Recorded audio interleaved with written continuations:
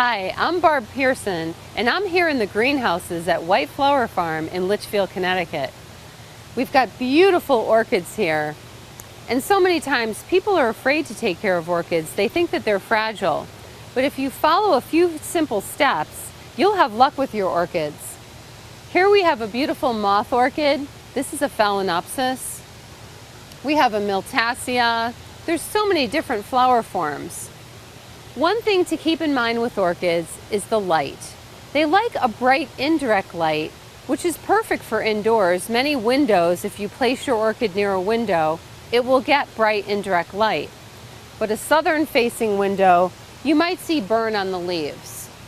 So try to put your orchids in a window where they're getting indirect light, but maybe not too much sun. Orchids have fleshy roots. You can see them coming down here, which means that they derive water from the air. So they like high humidity.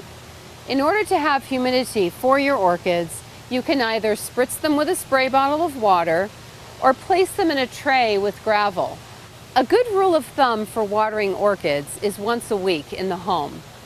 You can check your orchids for water by actually touching and feeling down into the root area to see if you feel moisture in here. But as a rule of thumb, once a week should work for you. If it's the summertime and it's hot in your home, you may have to water more often. Orchids like fertilizer, and fertilizers are made especially for orchids. Follow the directions, and this will help your orchid to bloom. So try using some orchid fertilizer, and realizing that orchids, if they get too much water, you'll have yellow leaves. If they're not getting enough water, you'll start seeing the roots shrivel.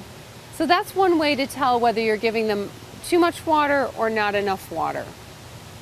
Orchids are grown in a bark mix, so there's special soil mixes for your orchids. Every couple of years you want to repot them, and you can use the special bark mix to do that. They also like clay pots. So here we have it in a clay pot. It's a good pot to use for your orchids because they have to have drainage or they'll rot. With exotic flowers like we have on the moth orchids, and they last for over a month, it's easy to see why it's one of the most popular houseplants.